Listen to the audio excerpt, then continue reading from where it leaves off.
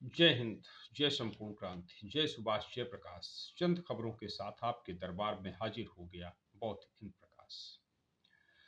जनता दल आई इंद कुमार गुजराल की राष्ट्रीय अध्यक्ष, किसान नेत्री श्रीमती चौधरी किरण सिन्हा ने संगीत सम्राट पद्मश्री राशिद खान के निधन पर गहरा दुख व्यक्त करते हुए परिवारीजनों के प्रति शोक संवेदनाएं व्यक्त की है। राशिद खान को भावभीनी श्रद्धांजलि अर्पित की है। श्रीमती चौधरी किरण सिन्हा ने कहा कि भारतीय संगीत का एक उभरता हुआ सितारा सो गया। कुछ समाचार आपके साथ में साझा करेगा जनता खबर। आप सब देखते रहें जनता खबर। राम जन्मभूमि मुक्ति आंदोलन को लेकर के जो इस समय प्राण प्रतिष्ठा का समारोह चल रहा है, प्राण प्रतिष्ठा पर अपने विचारों को व्यक्त करते हुए जहां एक तरफ उत्तर प्रदेश में गौरीगंज के विधायक राकेश प्रताप सिंह ने विधानसभा अध्यक्ष से मांग किया कि विधानसभा अध्यक्ष महोदय, आप सभी विधायकों को ले चलने की व्यवस्था करें। कहां जो प्रतिष्ठा समारोह हो रहा है, प्राण प्रतिष्ठा समारोह अयोध्या में 22 जनवरी को हो रहा है। उस 22 जनवरी के अयोध्या के प्राण प्रतिष्ठा समारोह में सभी विधायकों को लेकर के चलिए, हम सब चलने के लिए तैयार हैं। भगवान श्री राम का बाल विग्रह रूप देखने के लिए हम सभी लोग बेकरार हैं। हम सभी विधायकों को दर्शन कराइए। ये बात समाजवादी पार्टी के विधायक गौरीगंज विधानसभा क्षेत्र से राकेश प्रताप सिंह ने मांग किया विधानसभा अध्यक्ष सतीश महाना से। ममता बनर्जी ने कहा पश्चिम बंगाल में 24 परगना में एक जनसभा को संबोधित करते हुए कि यह भाजपाई नौटंकी है। लोकसभा चुनाव के पूर्व जब लोकसभा चुनाव सर पे है तो यह एक इवेंट किया जा रहा है जहां पर एक पक्ष के लोगों को बुलाया जा रहा, दूसरे पक्ष के लोगों को नहीं बुलाया जा रहा है। एक समुदाय को बुलाया जा रहा, दूसरे समुदाय को नहीं बुलाया जा रहा है। ये भाजपा की नौटंकी है और इस नौटंकी का हम सभी बहिष्कार करते हैं। ये सुश्री ममता बनर्जी का कहना रहा। मनोज तिवारी जी ने कहा कि ये बहुत सुंदर बात है, राम का मंदिर बन रहा है, भगवा रंग में रंग रहा है। तो किसी ने टिप्पणी किया कि कम से कम मनोज तिवारी को भाजपा अभी हाल हाल में मनोज तिवारी को शोभा नहीं देता है। वही मनोज तिवारी हैं जो समाजवादी पार्टी से चुनाव लड़े, राम मंदिर आंदोलन का विरोध करते थे, राम भक्तों का विरोध करते थे। उनके द्वारा शोभा नहीं देता है। कुछ लोगों ने जिक्र किया उत्तर प्रदेश में कुछ ऐसे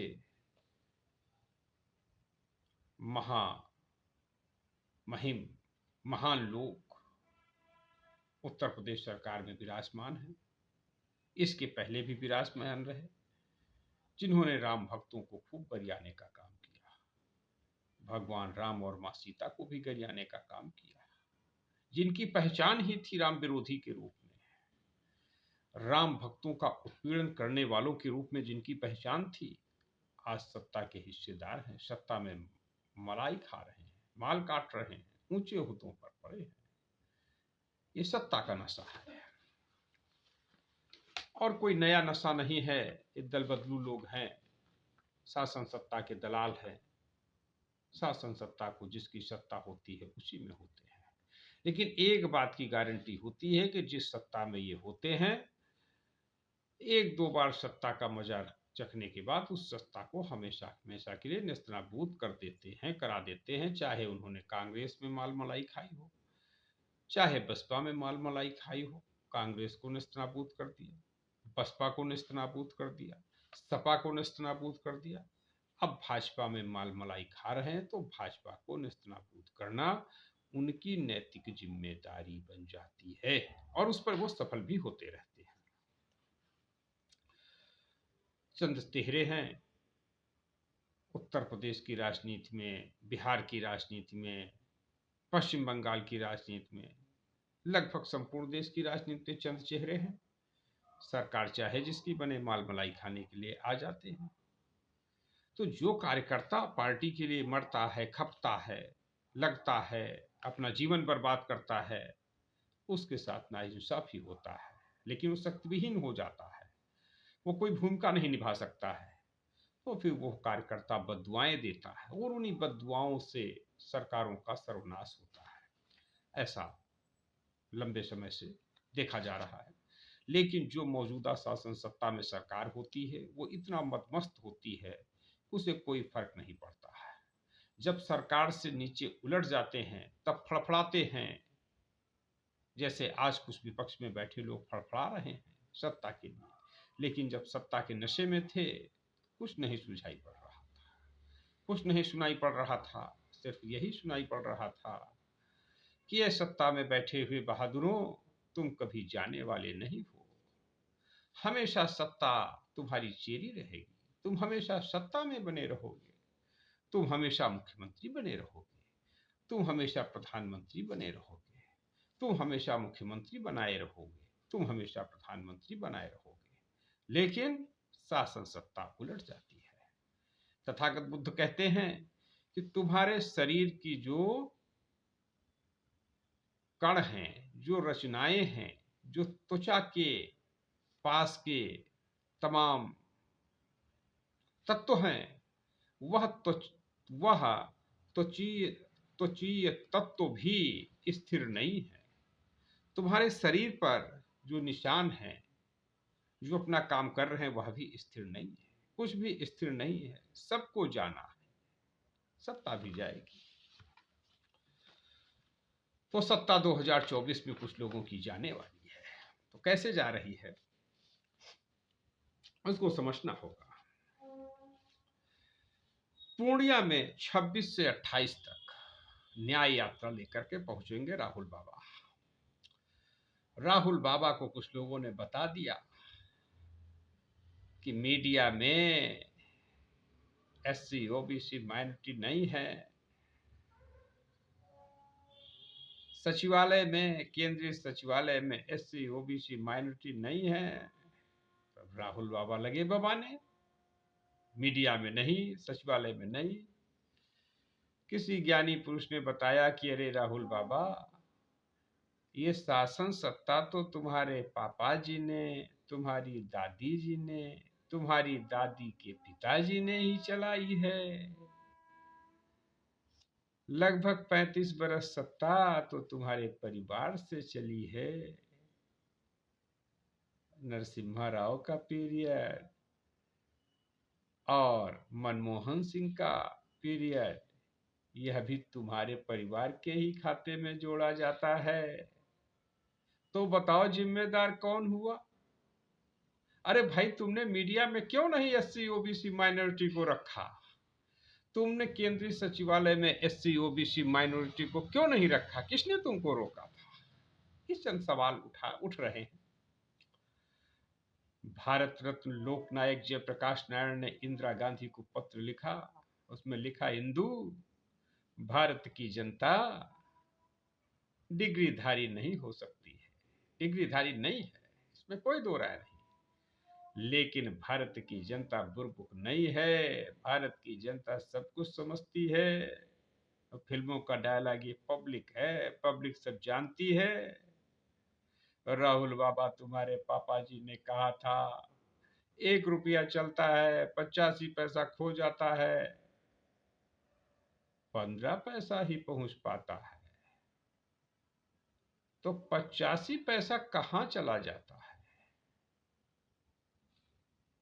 कौन लोग ले लेते हैं 85 पैसा? यह जिम्मेदारी भी गांधी परिवार पर ही आती है कि 85 पैसा कैसे खो गया, 85 पैसा कहां चला गया। इसी प्रकार से कुछ और यूपी बिहार में छुट भैया नेता है।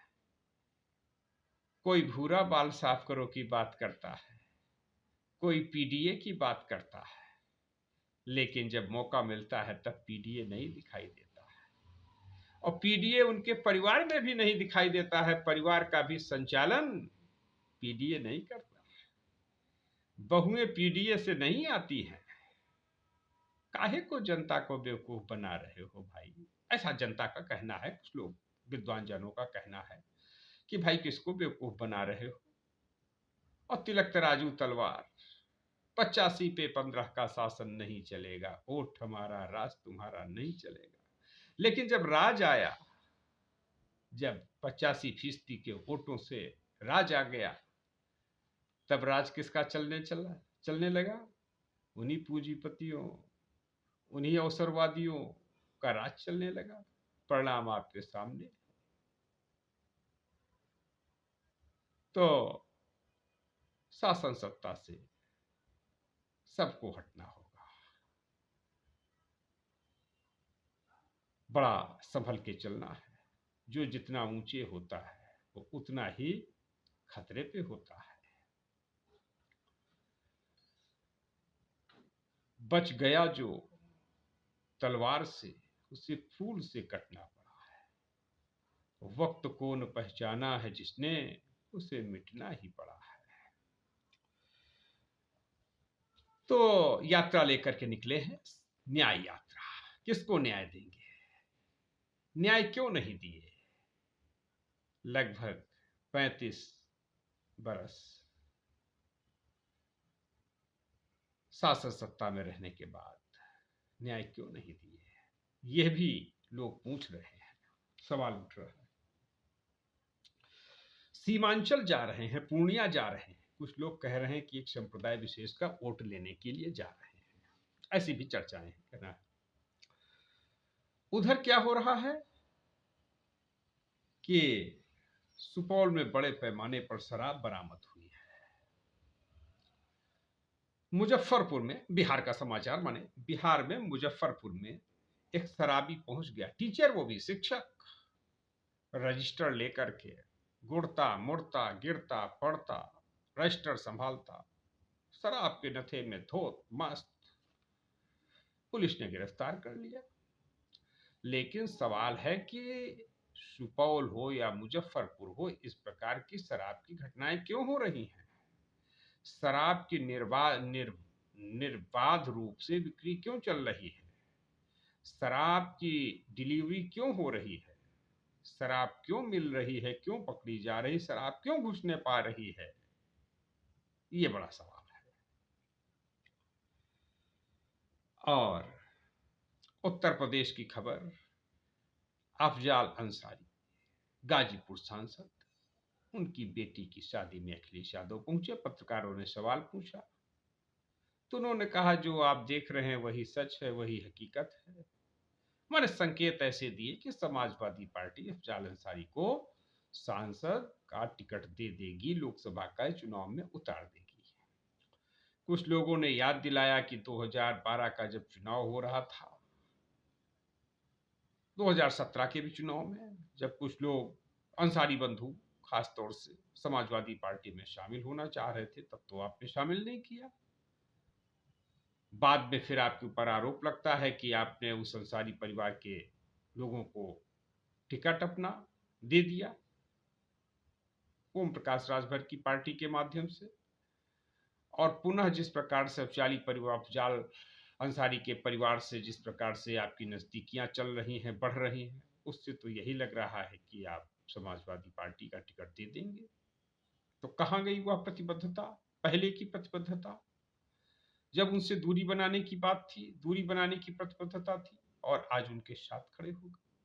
ये भी सवाल उठ रहे हैं। सवाल ये भी उठ रहा है कि केडीए क्यों विरोध कर रहा है?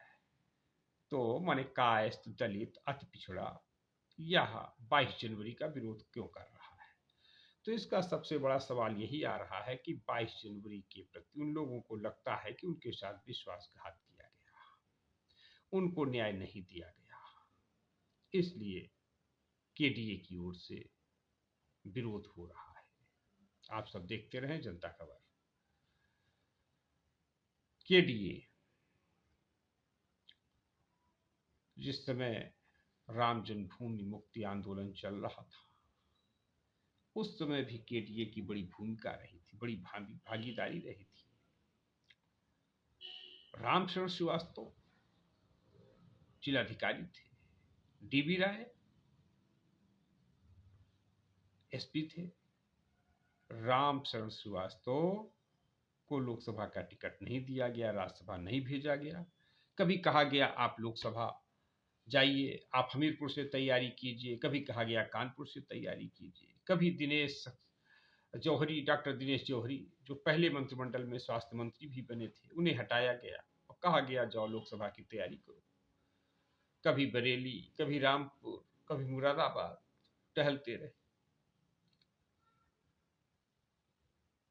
लखनऊ के मेयर रहे श्री कृष्ण राय को भी कहा गया आप इलाहाबाद से लड़ जाइए, लखनऊ से आपको अगला लड़ाया जाएगा। श्री कृष्ण राय को भी मेयर से हटने के बाद उनका टिकट जब मेयर से काट दिया गया, लेकिन लोकसभा का टिकट नहीं दिया गया। तो 22 जनवरी को कुछ कायस्थ समाज के संगठन इसलिए बहिष्कार कर रहे हैं प्राण प्रतिष्ठा समारोह का कि उनका कहना राम शरण श्रीवास्तव, हमारे राम तो राम शरण श्रीवास्तव हैं, हमारे राम तो केडीए हैं। कायस्थ दलित अति पिछड़ा, कायस्थों की उपेक्षा की जा रही है, राम शरण श्रीवास्तव की उपेक्षा की गई। राम शरण श्रीवास्तव जब जिलाधिकारी थे अयोध्या के तत्कालीन फैजाबाद के, अगर वह चाहते तो एक भी कार सेवक नहीं घुस सकता था, लेकिन उन्होंने ढीला पोली करते हुए कार सेवकों को घुसने का मौका दिया और इससे नाराज होकर मुलायम सिंह यादव ने उनके खिलाफ जितना कार्यवाही कर सकते थे वो कार्यवाही किया, प्रतिकूल प्रविष्टि किया। मोगाम्बो खुश हुआ, संघ भाजपा खुश हुए कि रामशरण श्रीवास्तव ने अच्छा रोल निभाया, डीबी राय ने अच्छा रोल निभाया। फैजाबाद का जिलाधिकारी रहते हुए रामशरण श्रीवास्तव ने जो किया, फैजाबाद का एसपी रहते हुए डीबी राय ने जो किया, वो काबिले तारीफ रहा, कार सेवकों के पक्ष में रहा, संघ भाजपा के लिए मुफीद साबित हुआ। लेकिन डीबी राय को तो इनाम मिल गया, सुल्तानपुर से दो बार संसद में भेज दिया गया, सांसदी का टिकट दिया गया। लेकिन रामशरण श्रीवास्तव को एक बार भी लोकसभा का टिकट नहीं दिया गया, राज्यसभा नहीं भेजा गया। और इतना ही नहीं, रामशरण श्रीवास्तव की बिरादरी को, जाति को, रामशरण श्रीवास्तव की जाति बिरादरी को आज तक भारतीय जनता पार्टी द्वारा उत्तर प्रदेश से एक भी टिकट लोकसभा का नहीं नसीब कराया गया। रामशरण श्रीवास्तव की बिरादरी, कायस्थ बिरादरी आज पूछ रही है कि ऐ संघ भाजपा के लोगों, कायस्थों से क्यों दूरी है, क्या मजबूरी है, क्या नाराजगी है कायस्थ समुदाय से। उत्तर प्रदेश जिसमें 80 लोकसभा क्षेत्र, इसके पहले 85 लोकसभा क्षेत्र होते थे, उस लोकसभा क्षेत्र से एक भी टिकट कायस्थ को नहीं, एक भी लोकसभा टिकट किसी कायस्थ को नहीं दिया आपने, हारने वाले तक को भी नहीं दिया। क्या संपूर्ण उत्तर प्रदेश में एक भी कायस्थ आपको नहीं मिला जिसे लोकसभा का टिकट दिया जा सके? और फिर लाइसेंस में, परमिट में, कोटे में, ये जो बड़े बड़े राजमार्ग बन रहे हैं, ये जो बड़ी बड़ी नहरों की सफाई हो रही है, नदियों की सफाई हो रही है, बड़े बड़े आर्थिक कारोबार हो रहे हैं, इसमें कायस्थ समाज को कहाँ भागीदारी है? तो जब कायस्थ समाज को भागीदारी नहीं, कायस्थ समाज को हिस्सेदारी नहीं, तो कायस्थ समाज के संगठन भी निर्णय ले रहे हैं कि 22 तारीख को हम करेंगे बहिष्कार। ये जो फर्जी नाटक हो रहा है, नौटंकी हो रहा है, हालांकि राम से कोई विरोध नहीं है, लेकिन ये जो नौटंकी हो रही है, जो धोखा दिया जा रहा है कि डीबी राय को इनाम दिया जा रहा है, रामशरण श्रीवास्तव का बहिष्कार किया जा रहा है, तो इसीलिए रामशरण श्रीवास्तव की बिरादरी भी बहिष्कार कर रही है उन लोगों का जो रामशरण श्रीवास्तव की बिरादरी का बहिष्कार कर रहे हैं, जो राम शरण श्रीवास्तव की कायस्थ बिरादरी को धोखा दे रहे हैं। उन धोखेबाजों को कायस्थ समाज सबक सिखाएगा, वो धोखा नहीं देगा, वो पीठ पे लात नहीं मारेगा, सम्मुख सम्मुखाघात करेगा, आईना दिखाएगा। 2024 में कायस्थ समाज वह समाज है, कायस्थ समुदाय जिसमें भारत रत्न डॉक्टर राजेंद्र प्रसाद भारत के प्रथम राष्ट्रपति, द्वितीय राष्ट्रपति, अद्वितीय राष्ट्रपति बने। भारत का प्रधानमंत्री कौन बने? लाल बहादुर शास्त्री जिस समय बने उस समय बड़ा प्रश्न था कि पंडित जवाहरलाल नेहरू अब नहीं रहे, अब कौन बनेगा प्रधानमंत्री? तो भारत के द्वितीय प्रधानमंत्री, अद्वितीय प्रधानमंत्री साबित हुए लाल बहादुर शास्त्री कायस्थ समाज से, नेताजी सुभाष चंद्र बोस कायस्थ समाज से, लोकनायक जयप्रकाश नारायण कायस्थ समाज से, संपूर्णानंद उत्तर प्रदेश के द्वितीय मुख्यमंत्री, टीपी सिंह, बहुत से कायस्थ मुख्यमंत्री, राज्यपाल, न्यायाधीश, वैज्ञानिक। स्वामी विवेकानंद भी कायस्थ थे। उस स्वामी विवेकानंद ने कहा, मैं उन महापुरुषों का वंशज हूं जिनके चरण कमलों में प्रत्येक ब्राह्मण ओम चित्रगुप्ताय वै नमः का पाठ करते हुए, उच्चारण करते हुए पुष्पांजलि अर्पित करता है। जिन देवता के श्री चरणों में मैं उस देवता, उस महापुरुष अक्षरधाता भगवान चित्रगुप्त का वंशज हूं, ऐसा स्वामी विवेकानंद ने कहा। कायस्थ समाज दो चार जिलों में रहने वाला, बसने वाला, रमने वाला समाज नहीं है। कायस्थ समाज भारत के विभिन्न प्रांतों में पाया जाने वाला समाज, विभिन्न प्रांतों में रचने, बसने, रमने वाला समाज कायस्थ समाज, विदेशों में रहने वाला, विदेशों में रमने वाला, विदेशों के चुनाव को प्रभावित करने वाला कायस्थ समाज, अमेरिका के राष्ट्रपति का भी चुनाव अब कायस्थ, अमेरिका में रह रहा कायस्थ समुदाय उसको प्रभावित करता है। खास तौर से सिन्हा सदन की उसमें भूमिका होती है। किरण सिन्हा, यशवंत सिन्हा, शत्रुघ्न सिन्हा से संबंधित जब अध्ययन किया जाएगा राष्ट्रपति के चुनाव में, तो सिन्हा परिवार के बेटे ही नहीं, बेटियां भी उस चुनाव को प्रभावित करते दिखेंगे। उस कायस्थ समुदाय की उपेक्षा करके 2024 कैसे जीतेगा कोई? वह कायस्थ समुदाय जब अंग्रेजों के खिलाफ हो गया तो अंग्रेजों को भारत छोड़ना पड़ा। वह कायस्थ समुदाय जब कांग्रेस के खिलाफ हो गया, लोकनायक जयप्रकाश नारायण जब निकल पड़े, पूरा देश कांग्रेस के खिलाफ हो गया। जब कायस्थ कांग्रेस के साथ खड़ा होता है, कायस्थ कांग्रेस की सरकार बनती है। जब कायस्थ जनता पार्टी के साथ खड़ा होता तो जनता पार्टी की सरकार बनती है। जब कायस्थ जनता दल के साथ खड़ा हो जाता है तो जनता दल की सरकार बन जाती है। जब कायस्थ भाजपा के साथ खड़ा हो गया तो भाजपा की सरकार बन गई। लेकिन जब कायस्थ समुदाय भाजपा को छोड़ देगा तो फिर भाजपा की सरकार कैसे बनेगी? यह बड़ा प्रश्न चिन्ह है।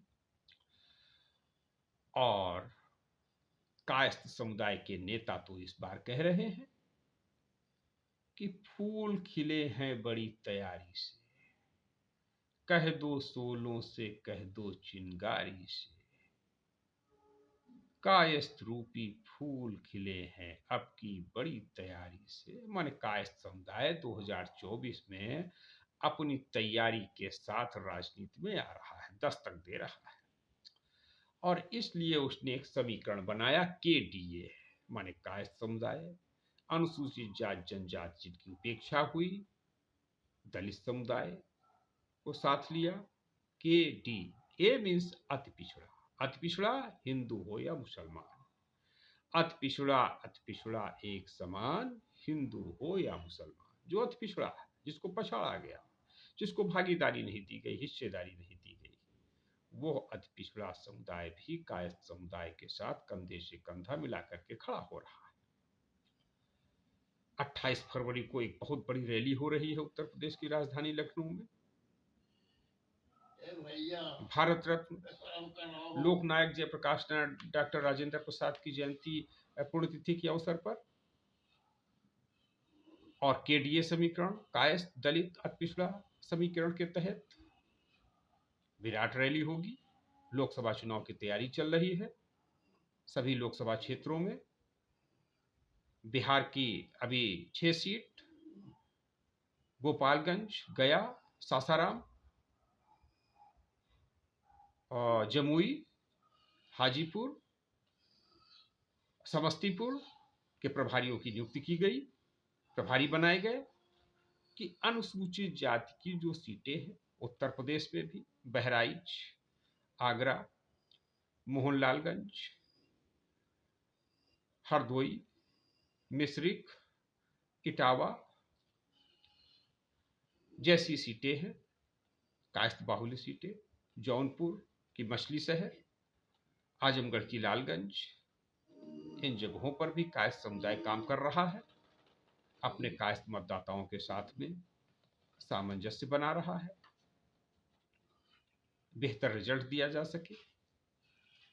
तो कायस्थ समाज इस 2024 में अपने मान सम्मान स्वाभिमान की लड़ाई लड़ रहा है। वो चाहे अलीगढ़ के मनोज सक्सेना हो या गाजीपुर के रितीश श्रीवास्तव, अंबेडकर नगर के विजयलाल श्रीवास्तव, देवरिया के पूर्व विधायक सुभाष लाल श्रीवास्तव हो, एक लामबंदी चल रही है।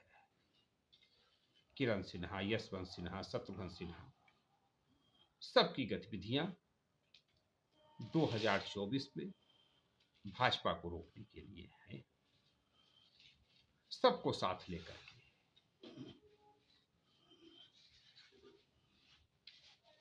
जो नाराजगी कायस्थों में दिख रही है और जो संघ भाजपा ने कायस्थों की उपेक्षा किया है, यह 2024 में संघ भाजपा को भारी पड़ने वाला है। संघ भाजपा की हार बड़ी करारी होने वाली है, ऐसी चर्चाएं हैं। तो उनकी तैयारी चल रही है कि 22 जनवरी को हम बहिष्कार करेंगे। कौन सा बहिष्कार? जो ममता बनर्जी बोली है 24 परगना में, पश्चिम बंगाल में, कि लोकसभा चुनाव के पहले यह प्रायोजित नौटंकी है, भाजपा की नौटंकी है, भाजपा का इवेंट है।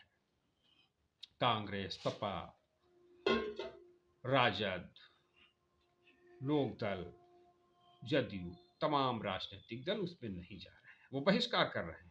वह राजनीतिक दल बहिष्कार कर रहे हैं, लेकिन इस कार्यक्रम का बहिष्कार कायस्थ समुदाय की ओर से भी किया जा रहा है।